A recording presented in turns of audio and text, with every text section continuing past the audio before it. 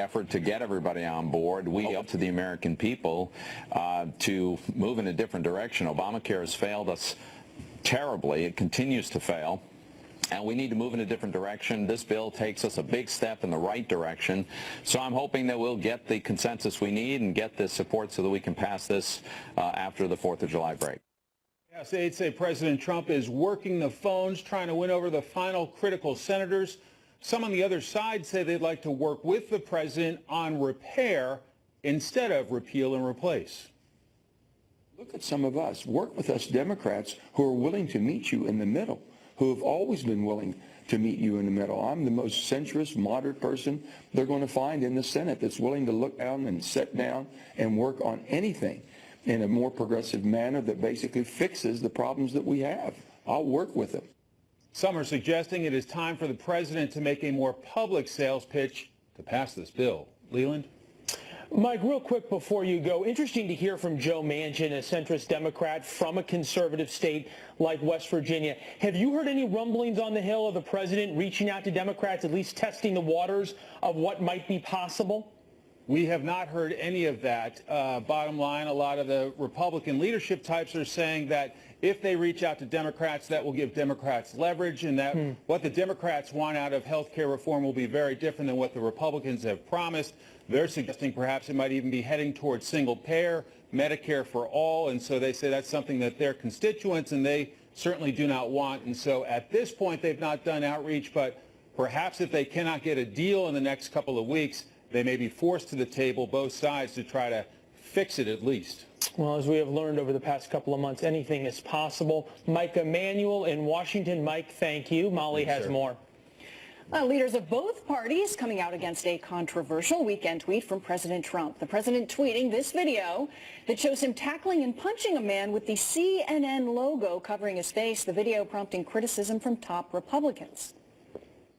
Sometimes it takes people a while to understand the way in which they're supposed to lead. And what I would hope, and I've been saying this now for a long period of time, I just hope he grows into this job and understands you need to be a unifier. I'm hoping that he'll, that his family's going to talk to him and they'll say, knock it off.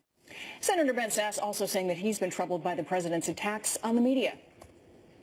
There's an important distinction to draw between bad stories or crappy coverage and the right that citizens have to argue about that and complain about that, and trying to weaponize distrust. The First Amendment is the beating heart of the American experiment, and you don't get to separate the freedoms that are in there. Let's bring in Stephen Dinan, political editor for The Washington Times. Thanks for being here in this holiday week. We appreciate it. My pleasure. Let's kick off with this. CNN's responded, it's a sad day when the President of the United States encourages violence against reporters. And then you just heard that language from Nebraska, Senator Ben Sasse, a Republican, who said it's weaponized distrust is the language he used. What do you think about all that? Yeah, you sort of wish that both sides, the president and the media, would sort of learn from this exchange and learn from the first 6 months of the President Donald Trump experiment. Look, let's take the president first. Last week you had the House passing 2 major immigration bills. If they become law, they would be the biggest changes in immigration crackdown in more than 2 decades. It's 1996, the last time we had a big immigration crackdown. You have, networks, newspapers already all covering this, and then that morning you have another Trump tweet about the MSNBC host that completely changes the entire narrative of that day. Those immigration bills, one was on sanctuary cities, the other is Kate's law about Kate Steinle, somebody who President Trump single-handedly put on the front pages and put this issue in front of Americans. That should be a day when that's all he's talking about is Kate's law and this very important House action, bipartisan vote. Instead, his own tweet left the media with a lot of coverage of all these other issues. And one other quick thing on that, there's actually a study done that night. The major television broadcast network newscasts spent an average of 4 minutes on the president's tweets that night and only spent an average of less than 10 seconds each on the immigration bills. So that's sort of the warning for the president, but also for the press. You know, we have to look at that and say what's really more newsworthy there, the tweets about sort of food fights with the MSNBC host, or this major change in immigration legislation that could be coming down the pike. Yeah, a lot of complaints about even the tone of his tweets. But as you mentioned, there are a lot of issues going on. He spoke a lot about energy, about some new policies going forward, offshore drilling, expanding exports of coal. But when we talk about immigration, regardless of how these tweets are being perceived, there have been some major movement on immigration in the past week or so. Big issues addressed. Top officials in 10 states threatening to take legal action against the administration if they don't end the Deferred Action for Childhood Arrivals program, or the DACA program created under the Obama administration. You know, is that something that the Trump administration should be concerned about and communicating with the American people about? Absolutely. Look, so much to talk about on immigration. Let's start with, first of all, what the president said this morning. There has been a major success on the border. Rates of illegal immigration across the border, we only have one yardstick, which is how many people we apprehend on the border, but that's supposed to be a good judge of how many people are actually coming across. The rates are down 60 to 70% compared with where they were just before he took office. That's a major success, and it really does lie with this administration. So to demand attention for that, I think that's fair from the president. But the issue you just mentioned is very important. It's this program DACA, Deferred Action for Childhood Arrivals. This is the so-called Dreamers, about 800,000 of them that were approved under President Obama's program. President Trump continues to approve them. Texas has said, look, you know, that program is just as illegal as the bigger, broader deportation amnesty program the Supreme Court upheld a strike down of a year ago. They're saying to the president, either you give up on the Dreamer program or else we're going to go back to court, and we think we have a good case for striking that down. The administration has a really tough job there. By my reading and the folks I talk with, the DACA program, the Dreamer program, is at least as illegal as the broader amnesty program that President Obama put in place. So they have a really tough decision. Do they actually continue with this illegal program? Do they try and defend it in court, or do they give up on it and anger all of the immigrant rights advocacy groups out there? Yeah, immigration always controversial, but another measure happening with immigration, the Trump administration beginning to arrest parents, the relatives of people paying suspects to bring children across the border, essentially. And the argument being made that this is bad because it keeps families apart. But the idea is, ICE's idea is that they argue that this surge initiative is a humanitarian effort, that it goes after these smugglers. Your thoughts on that? Yeah, no, it's a really difficult issue. Like most things in immigration, this one's probably the most difficult. Secretary Kelly, though, takes a very interesting approach to this. He says, my main goal is to keep these children from making this brutal journey from Central America through Mexico up to the U.S., where during that journey, we've done reporting on this, they get beaten, they get robbed, some of them get raped, some of them get killed, either by, traveling the dangerous routes or by the smugglers who are bringing them up here.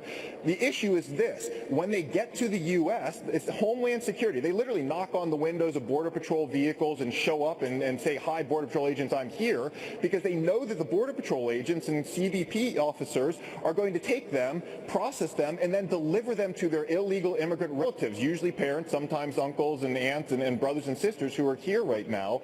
And so the DHS, according to one federal judge who evaluated this, DHS is literally continuing or finishing out the human smuggling route there. So Secretary Kelly's point is, hey, if we can stop these parents from sending for these kids, we can protect the kids from ever making that dangerous route in the first place. That's the humanitarian aspect. As I said, it's very controversial, but that's the logic behind what they're doing. All right, Stephen Dinan, thanks for joining us. It's a very complicated issue, and it's interesting to see how the progress is going as President Trump works towards keeping the promises he made out on the trail. We appreciate it. Sure. Overseas now, China's president saying negative factors are hurting China's relationship with the United States. All this since meeting with President Trump less than 3 months ago down at Mar-a-Lago. One of those factors, a U.S. destroyer sailing within the territorial waters of an island China, as well as several other countries, claim as their own in the South China Sea. Our Pentagon team broke this story over the weekend. National security correspondent Jennifer Griffin joining us from the Pentagon. Hi, Jen. Hi, Leland. In fact, it was my colleague Lucas Tomlinson who broke the story at 3 a.m. Sunday morning, one day after the U.S. Navy dispatched a warship to sail off the coast of a contested island claimed by China in the South China Sea. Beijing's foreign ministry accused the United States of stirring up trouble in the region. It's the second time since President Trump took office. The Pentagon dispatched a warship to conduct what it calls a freedom of navigation operation, sailing within 12 nautical miles to protest China's claims to the island. Trailed by a Chinese warship, the guided missile destroyer USS Stetham sailed off the coast of Triton Island, part of the Paracel chain also claimed by Taiwan and Vietnam in addition to China. There are signs the Trump administration is growing frustrated with Beijing's reluctance to rein in North Korea over its nuclear and ballistic missile programs following those meetings between President Trump and his Chinese counterpart at Mar-a-Lago Club in April. President Trump spoke to President Xi last night. There was no mention of the U.S. warship in the readout provided by the White House. Last week, the Trump administration approved a $1.4 billion arms sale to Taiwan and sanctioned a Chinese bank tied to North Korea's nuclear and missile programs, angering Beijing. The State Department also dropped China to its lowest designation for human trafficking, accusing Beijing of failing to stop millions trapped in what amounts to modern slavery and sex trafficking, joining Iran, North Korea, and Russia in those rankings. The Chinese are sending signals of their own. Last week, China launched a new type of warship, which analysts say is on par with a modern U.S. Navy guided missile destroyer. China currently has roughly the same number of cruisers, destroyers, and submarines as the U.S. Navy. One of the reasons the Navy, with support on Capitol Hill, wants to build more ships. President Trump will meet Leland face-to-face with his Chinese counterpart in Germany later this week at the G20 summit. Expect a cooler meeting this time around compared to the last time they met at Mar-a-Lago. Leland? We'll be watching Jen Griffin at the Pentagon. Jen, thank you. Molly? A new controversy for Governor Chris Christie over photos that show him lounging on a beach that was closed to the public this holiday weekend. How Governor Christie is responding to his critics. And frightening moments for passengers arriving at Denver's airport. What caused this jet catch fire on the taxiway?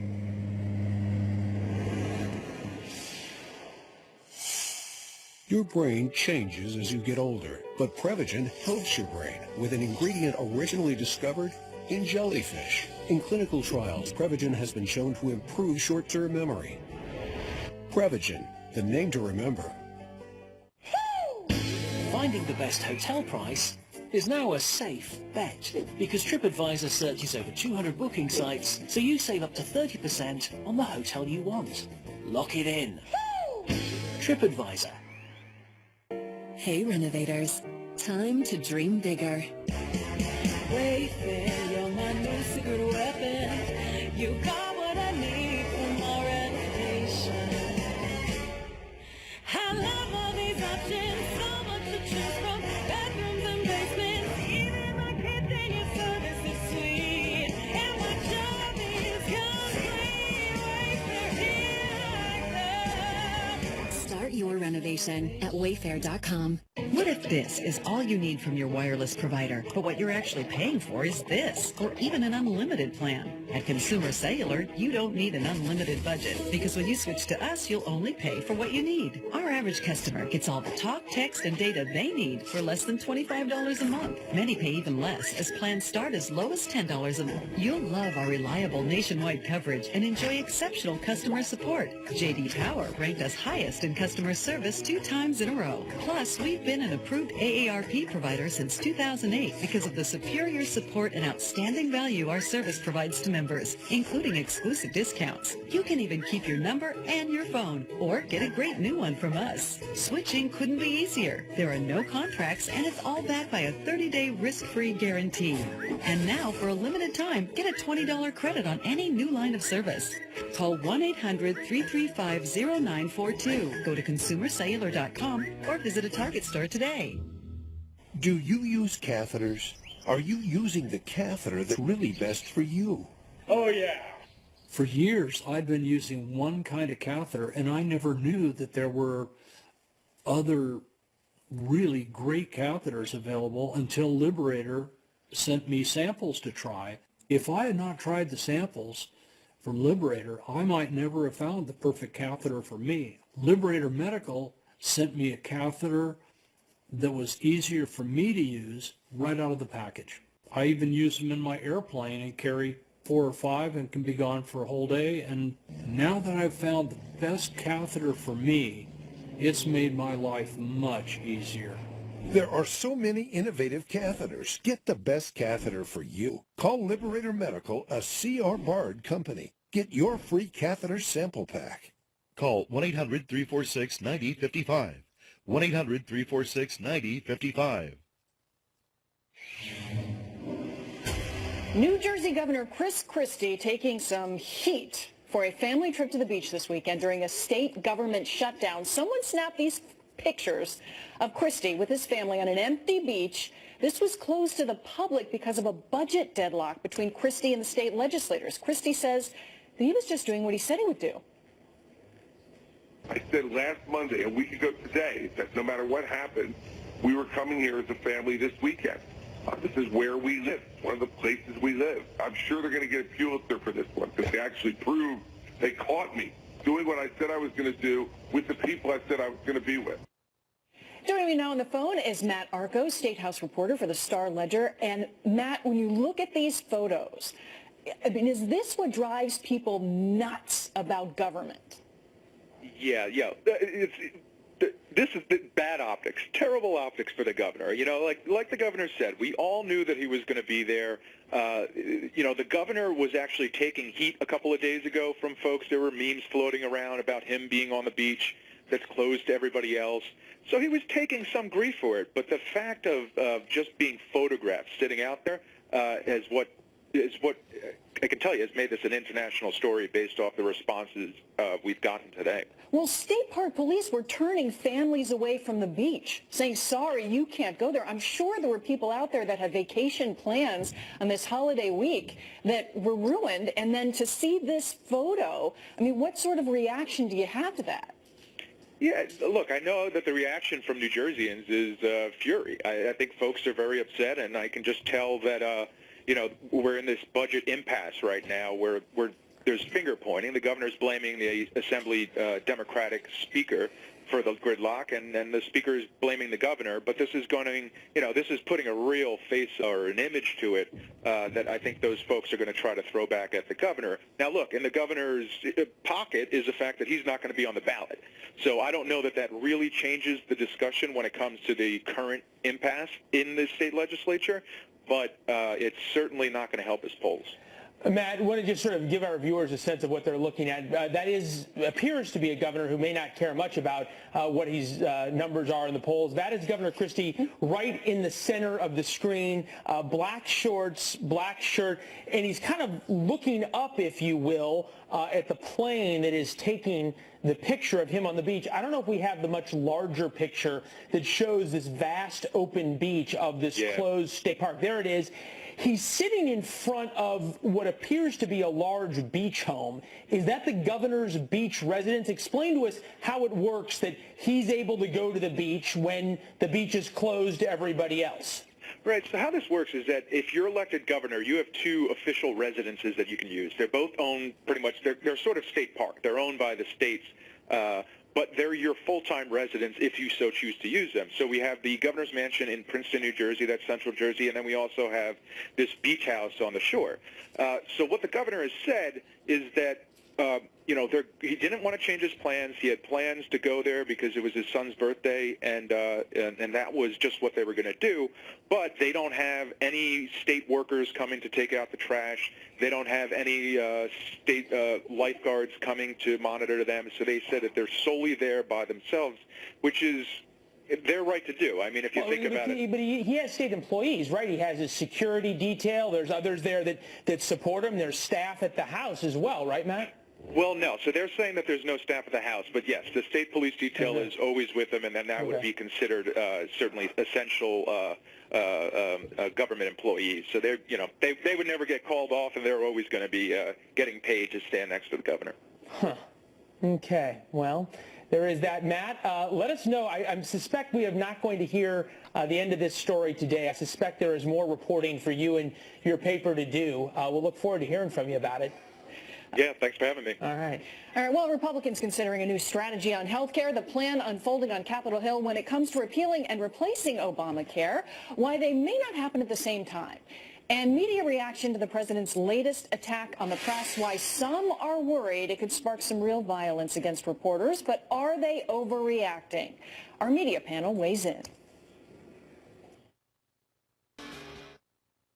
New fallout from President Trump's latest attack on the media. The tweet that had everybody talking this weekend, and we will show it again for you, showing doctored video of President Trump flattening a man with a pro wrestling move. The man had a CNN logo edited over his face. Well, that video is from a long time ago, recently edited though, and some in the White House are now defending the tweet, saying the media, well, just can't take a joke. Joining us now, Chris Bedford, editor-in-chief of the Daily Caller News Foundation, and Judy Miller, Pulitzer Prize-winning investigative reporter, author, and Fox News contributor. Judy, let me get to Chris real quickly on this, because Chris, I just know you are dying to tell us how much you loved this video. I laughed out loud when I saw that, and I'd seen that old clip. And that guy with the CNN logo over his face is Donald Trump's old friend Vince McMahon. And at the end of that, he takes Vince McMahon on the stage and he shaves his head. Now this, well, he screams and yells and his famous hair. Now this is a video, it's about fake news, it's got fake wrestling, and it's a fake doctored video. There's nothing really to take seriously here, but Donald Trump's got a real knack for not taking people seriously who take themselves very, very seriously. He forced Major Garrett to have a meltdown on air once by getting him to cover the opening of his Washington, D.C. hotel. He sent Marco Rubio water. He's always constantly kind of trolling people, and I like to see a return to his sense of humor here than some of the anger we'd seen in the days before. Judy, I know you have many thoughts on this, but how can you be upset with something that makes Chris so happy? Well, that's the only argument I've heard in this video's favor. But no, look, come on. People who saw that video did not respond the way Chris did. A lot of people thought it incited violence, that it was ugly, that it was vulgar. Well, but Judy, a lot of people think a lot of things. Are they perhaps taking it a little too seriously? No, look, I think what Donald Trump is doing is very serious, and that is he is distracting us from the fact that last month, June, was supposed to be policy month. And yet of his 121 tweets, according to Axios, only 3 related to policy. What he really wants to do is distract the American public from the fact that he's not getting his agenda passed, that his health care bill was a disaster, that Mitch McConnell, the Senate Majority Leader, had to pull off the floor rather than permit a vote, the fact that the rollout of the travel ban was such a mess that it had to go all the way to the Supreme Court. I mean, on and on and on. He had a very, very good foreign policy trip to the Gulf. He got together what we're calling his Gulf NATO, and then he just kind of tweeted his way into a huge faux pas, which was to set Qatar against the rest of the Gulf states. So this, really, Donald Trump wants to distract the American public, and if I were Donald Trump, I would want to do that too. And yes, Chris, the wrestling video is just the way to do that. You say that, Judy. You clearly both came prepared with lists of things and facts to support you. We found this in the New York Times this morning, Judy's old newspaper. Central Americans, quote, scared of what's happening in U.S. stay put. That's the headline on a major and well-sourced and well-reported story in the Times, Chris. Is there a separate narrative here that in many ways it's not happening as fast as Trump or the Republicans promised, but there is a lot of things that the president and his administration are getting done? They've done more than I actually expected them to be able to accomplish this early. I did think that Obamacare repeal would be a little bit easier since every single Republican who's in office had campaigned on repealing it. Of course, things get more complicated when their jobs are actually on the line. President Trump had a huge impact through his executive policies, and part of that is because Barack Obama in his second term put through so many executive policies. Things like regulation have been able to be scaled back. The arrests and the change of the border, that shift in attitude that you mentioned there. Eventually, he did get his travel ban through. And part of the problem here, and part of the reason why people are so shrill and so upset over a WWE video, which doesn't really incite violence. Maybe it incites some wrestling amongst kids. It always incited us to wrestle in the pool. But part of the problem here is he's getting so much done that it's driving people completely crazy, and it's driving people to distraction. And to Judy's point, though. Hold on. I want to get to this from Carl Bernstein. I think anyone would agree, a storied and certainly veteran reporter. Take a listen to him on CNN. This is the greatest journalistic challenge of the modern era, to report on a malignant presidency and what it means and where it's going. This president is not in control of the presidency in a way that it is functioning. Judy, when you're getting that level of vitriol from the mainstream media, for lack of a better term, does the president have a point that he really doesn't have any choice but A, to fight back, whether it be through humor or, as we've seen also, direct attacks? Oh, come on. Every president faces opposition, and Donald Trump is a tough guy. He knows how to slug back, and he is perfectly able to defend himself. No, Carl Bernstein's assessment is what many people who cover the White House think of this administration. The problem is the word they use to describe it is utter chaos. The fact that he hasn't even staffed his administration, that many of the jobs he needs to fill in order to implement his agenda and fulfill his promises to the American people have not even been nominated. This is chaos. This is dysfunction. So yes, the name of Donald Trump's game right now is distraction. And that I have to agree with Chris. He does brilliantly. Well, and on that lovely note, I wish you both a very happy July 4th. Judy got the last word. Chris, you got the first. Great talking to you guys. See you later. All right, see you. Great talking to you. Molly? Happy 4th. New action in the fight to defeat ISIS as Iraqi forces come close to victory in Mosul. The terrorists are striking back in a last stand.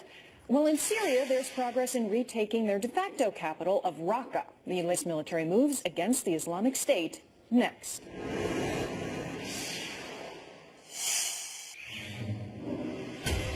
New developments in the fight to defeat ISIS in Iraq, with a homicide bomber disguised as a woman killing more than a dozen people in Anbar province.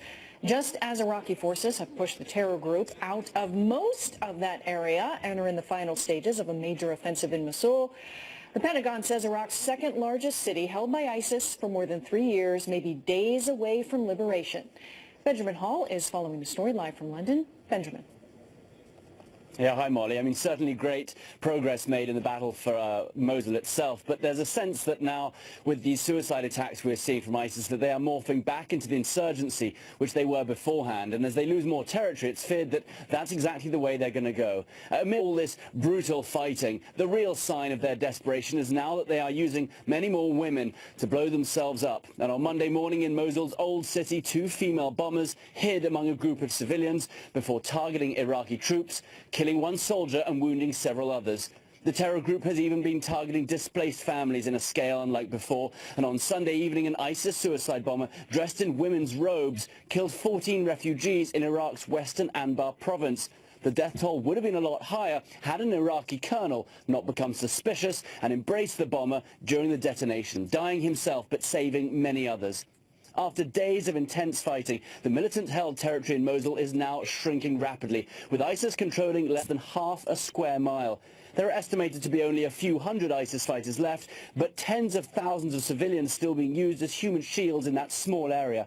In northwest Mosul, police have found the disintegrating bodies of 74 people, mainly women and children who had been shot. It's believed they had been trying to escape the clutches of the terror group, and we're hearing more stories which point to the horrors committed under this terror group in that city. Back to you. This has been a very long and violent slog. Thank you. In addition to major progress against ISIS in Iraq that Ben was talking about, the Syrian Democratic Forces report they have made inroads in Raqqa, that is ISIS's self-proclaimed capital inside of Syria. They claim they have completely encircled the city. Joining us now, retired Lieutenant Colonel Michael Waltz, former Green Beret commander and terrorism advisor to President Dick Cheney. Nice to see you, sir. Hey, Leon. Forgive me if this feels like a bad case of deja vu all over again. We have been talking now about the liberation of Mosul for longer than it took the Allies to invade on D-Day and for Berlin to fall. Why? Well, a few things. One is the quality of the forces that we're working with on the ground. You know, just to run with your analogy, your World War II analogy for a minute, you know, we had the greatest army in the world with the greatest generation then, and the American Army, the British Army. Now the United States is acting as advisors to an Iraqi army and then kind of a compilation of Kurds, Arabs, and other forces up in Syria. So it's going to take longer. It's brutal house-to-house fighting. You saw, back to your World War II analogy, the Soviet army just literally level entire towns and villages, which we're not going to do in this modern age. But what I'm worried about, Leland, is actually the day after. You know, what next after the ISIS state falls and goes into insurgency mode? You know, who is going to deal with reconstruction, with governance, with safe zones for refugee returns, and how are we going to handle a very aggressive Iranian regime and an Assad regime backed by Russia? You bring up a really good point here, because in so many ways, ISIS was an answer to the United States leaving the power vacuum, the Iranians and the Shia coming in and taking over. Now the Shia are back. We're already seeing atrocities certainly committed by ISIS, arguably committed by some of these Iraqi forces as well, as they take vengeance. This issue hasn't been solved in the Sunni-Shia debate for a better part of 2 millennia now. Any reason to think that the day after we're going to get it right this time? Well, you know, in Iran, before I answer your question, you know, Iran is about to achieve something that it hasn't achieved since the Persian Empire, in that it's going to have a land bridge stretching all the way from Iran through Iraq, through Syria to Lebanon, what they call the Shia Crescent, to be able to affect the Middle East across its entire landmass and to be able to affect its operations against Israel. And that's something we have to be very concerned about right now. That crescent goes north. The U.S. Marine Corps just put out some video this weekend of their main fire base, an artillery base outside of Raqqa. This coming from the Marines. These are United States Marines on the ground in Syria firing into Raqqa. Does that give the U.S. a foothold to try and, if nothing else, maybe head off a little bit of this Iranian influence? So what are our rules of engagement going to be as Iranian-backed militias try to push into, again, back to your World War II analogy, this is like when everyone saw the Nazi regime about to fall and everyone began racing to seize the territory that it wanted so that it had a strategic seat at the table kind of post-fall. It's also about oil in the sense that the small pockets of area along the Euphrates River Valley that ISIS still controls is some of the most oil-rich in Syria. Why should Americans care? You know, why should we be involved? Well, we can't let the conditions continue and pull out like the Obama administration did and let the Islamic State come back yet again, or some successor organization. And, you know, we can't let Russia and Iran be the leaders in the Middle East. The United States has to keep that leadership role. Well, you just mentioned some of the players who are fighting for that power vacuum. Iran, Hezbollah, Russia, what's left of the Assad regime. Not Turkey. Exactly our friends, you might say. Michael, thanks so much. Appreciate your insights as always. All right, thanks so much, Will. Enjoy Nashville. Tomorrow is the 4th of July, and Republicans have not met their goal of passing a health care bill before the holiday. So now they're considering a new strategy. Plus, heroic firefighters to the rescue, saving 2 fawns from dangerous flames. Let's do clean repeal like we promised. You can have a simultaneous bill or a concurrent bill that they can call replace. When you lump too many things into one piece of legislation, you doom its likelihood of success. We've got to do something to re-inject free market forces into this environment.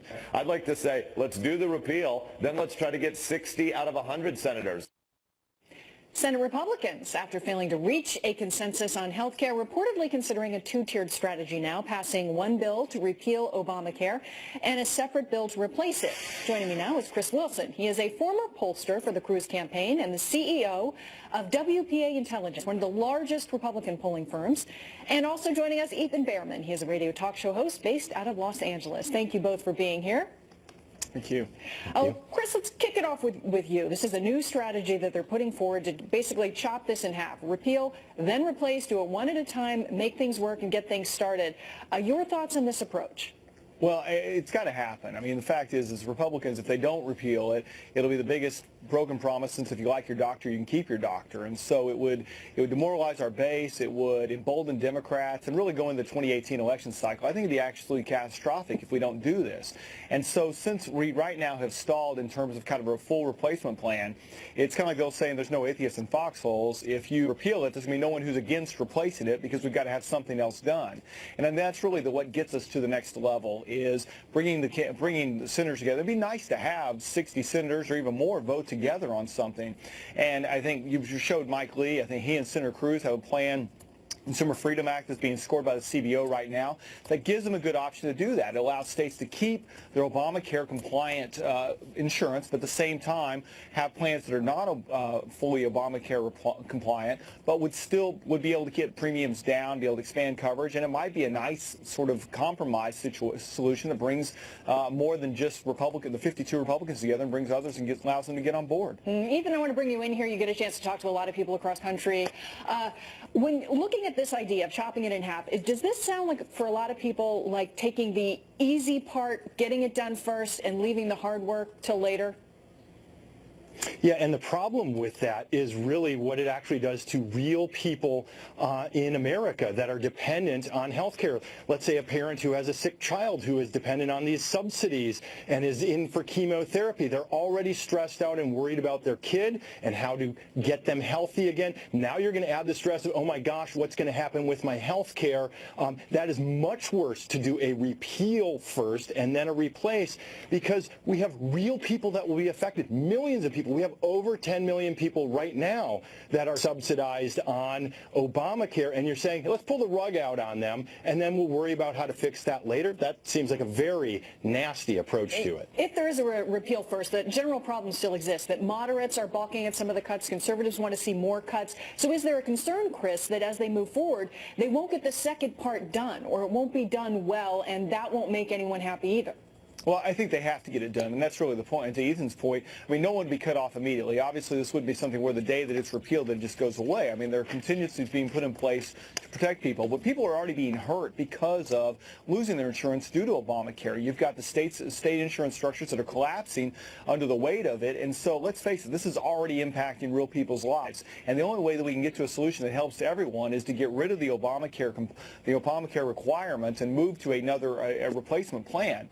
And so until we can get everyone together to work to do that, I think we have too many people that are trying to hold on to Obamacare just because it's Obamacare and they were protect Barack Obama's legacy more than they want to help real people who are suffering under this plan. And that's really where we have to move here, is to help those real people. Ethan, about the argument that's being made that if this is split, then that leaves a lot of people in the lurch, that the insurance companies don't know what's coming next, that healthcare, that all these people involved in the industry can't predict what's coming down the road. Yeah, it's absolutely right. And by the way, Chris is a really smart guy. He also knows that part of the reason that everything is collapsing with the insurance companies right now is because of President Trump's executive order withdrawing the subsidies to the insurance companies. Of course they're pulling out of the markets. Of course they're going to finish collapsing. There were already plenty of issues that needed to be addressed with Obamacare. Insurance companies, and again, Chris knows this and the American people know this, business executives want some idea of what's coming in the future.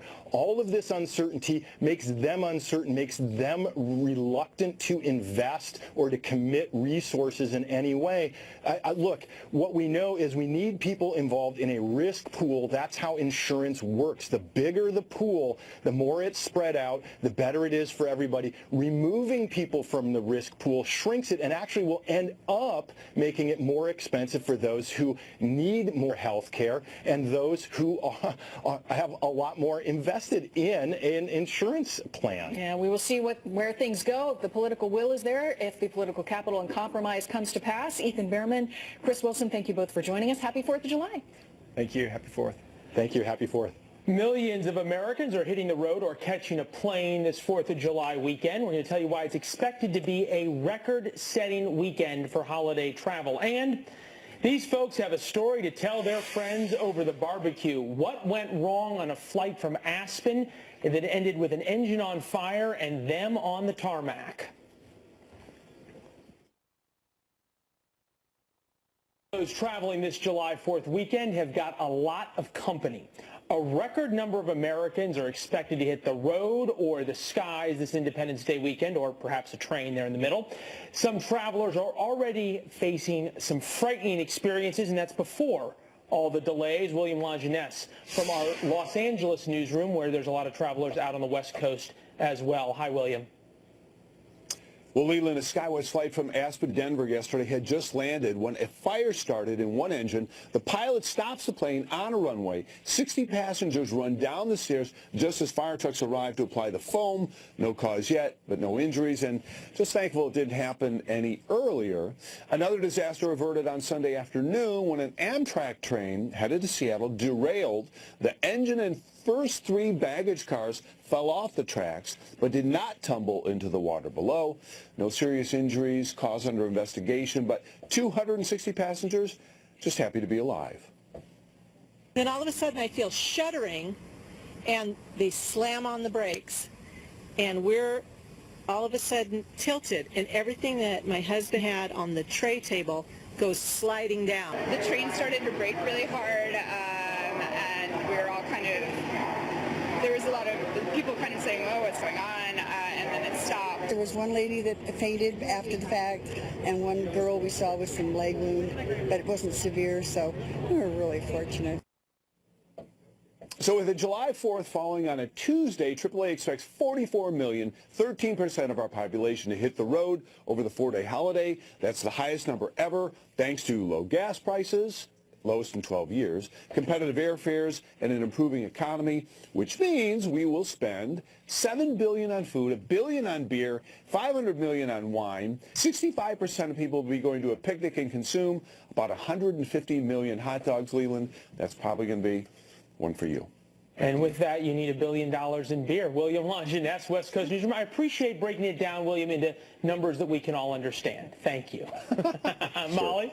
Gasoline and hot dogs. All right, well, coming up in our next hour of Happening Now, President Trump honoring veterans in his first 4th of July speech, but he also took aim at the media. We will take a look at what's provoking some criticism and whether press relations with the White House will ever improve. Plus, President Trump seeing some success with the EPA, led by Scott Pruitt, the environmental changes the administration has made in its first 6 months. They're an elite crew fighting wildfires in Arizona, but the hotshots just made a very different rescue as they battled a fire north of Phoenix, where they rounded up 2 baby deer. The fawns were found a little too close to that fast-moving wildfire there at the Prescott National Forest, so firefighters took the fawns to a nearby habitat away from those flames, and that is where, here's the best part, the little ones were actually reunited with their mother. You know, I thought I had seen firefighters save just about everything in a fire. I have never seen deer. So kudos to them. What a great July 4th gift to the, I guess it'd be the deer mother. Yeah, they have seen it all. All right. Outnumbered starts right now.